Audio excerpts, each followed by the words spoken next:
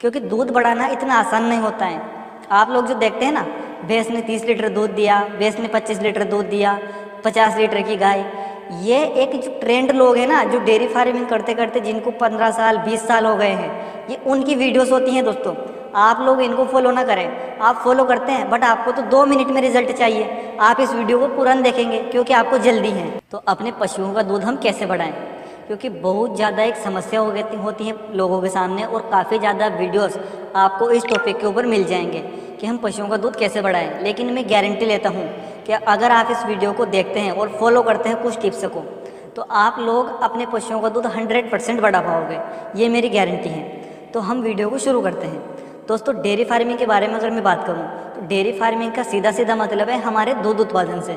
जितना ज़्यादा आप दूध उत्पादन करोगे उतना ज़्यादा आपको बेनिफिट होगा।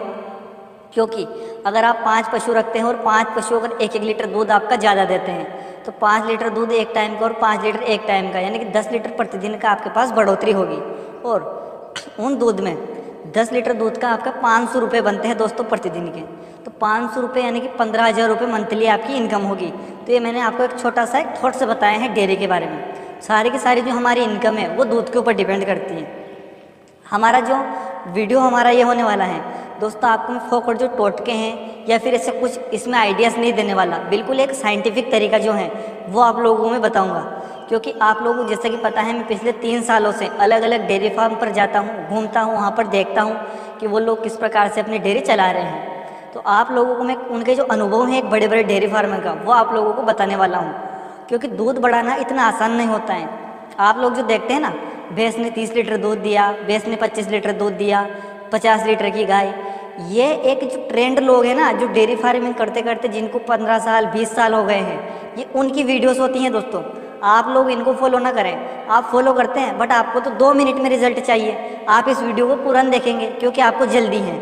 आप इस वीडियो को पूरा देखो, आपको बहुत ही ज़्यादा जानकारी मिलने वाली है। क्योंकि लोग क्या होता है, नुस्खे फॉलो करते हैं। नुस्खे से इंस्टेंट आपको हो सकता है रिजल्ट मिल जाए, क्योंकि बहुत सारे लोग बोलते हैं सरसों का तेल पिला दो, लेकिन आप उसके नुकसान हो सकते हैं वो नहीं देखते। आपको रिजल्ट चाहिए, मात्र 1-2 दिन आपका दूध रहता है, वापस कम हो जाता है। तो आपको अगर डेयरी में सक्सेस होना है तो आपको मैं जो करेक्ट तरीका है पशु का दूध बढ़ाने का और सफल डेयरी फार्मर बनने का, ये वीडियो आप लोगों को आने वाले 10 सालों में काम आएगा। तो दोस्तों, दूध बढ़ाना अगर इतना आसान होता तो हर कोई दूध बढ़ा लेता। हर कोई 25-30 हज़ार रुपये की भैंस लेके आता और हाट में 50 हज़ार रुपये की सेल कर देता दूध बढ़ाकर। तो दूध बढ़ाना आसान नहीं होता, इसलिए इस चीज़ को तो आप भूल ही जाइए कि आप किसी टोटके को फॉलो करके दूध बढ़ा लोगे।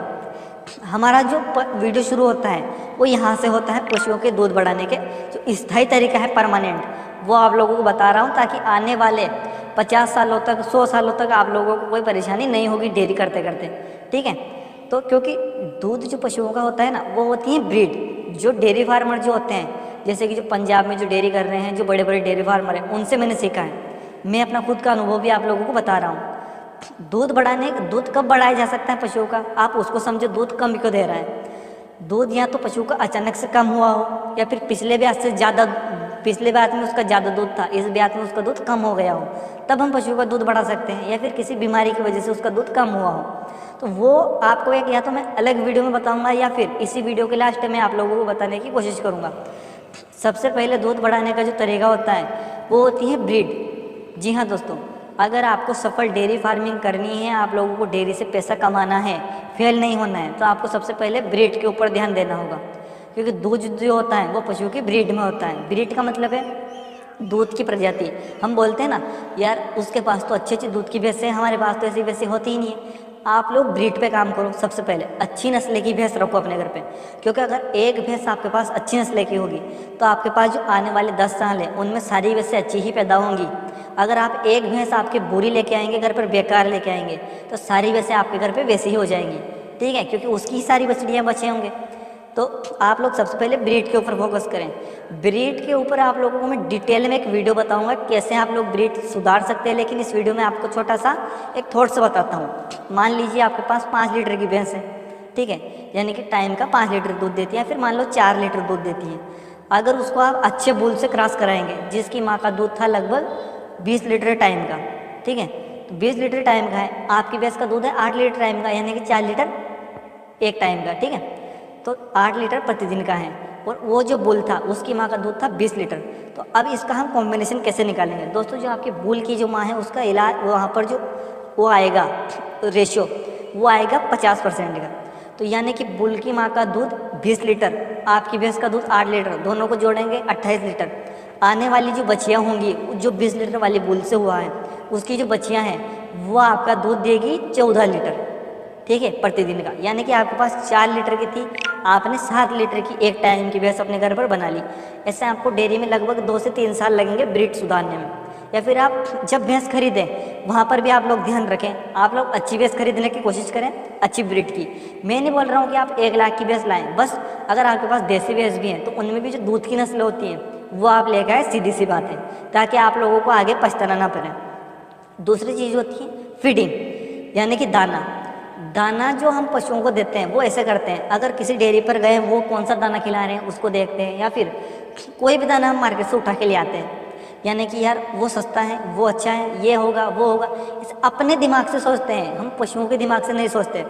सबसे पहले पशुओं का आप ये देखिए कि उनको ज़रूरत किस चीज़ की है।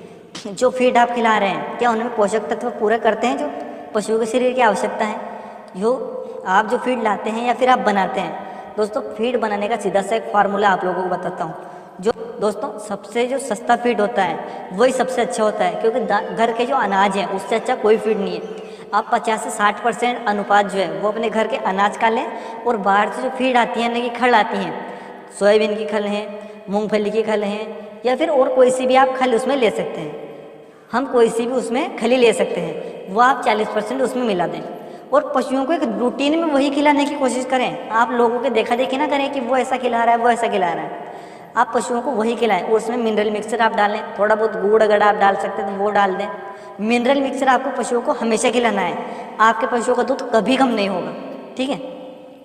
फीडिंग का आपको मेन ध्यान रखना है, दाना आपको वही देना है। एक और छोटा सा आपको मैं बताता हूँ दाने का। आप गाय खरीद के लाते हो पंजाब से, वो दूध कम क्यों करती है आपके यहाँ पर पता है? आप अपने हिसाब का उसको फीड खिलाते हैं जो आपको मिलता है। सबसे पहले वहाँ जांच करें आपके वो कौन सा फीड खिला रहे थे। शुरू में आपको उसके 5-7 कट्टे उसको वही फीड खिलानी है गाय को, ताकि आपके यहाँ पर एक तो वातावरण चेंज होगा, दूसरा उसका फीड आपको चेंज नहीं करना है एकदम से। आप धीरे धीरे धीरे धीरे अपने फीड के ऊपर उसको लाएं। तो फीड पशुओं का आपको ऐसा रखना है जिसमें प्रोटीन, विटामिन, आपका जो कार्बोहाइड्रेट है, वसा है, सारा का सारा उसमें हो, क्योंकि पशुओं के ध्यान से आपको चलना है।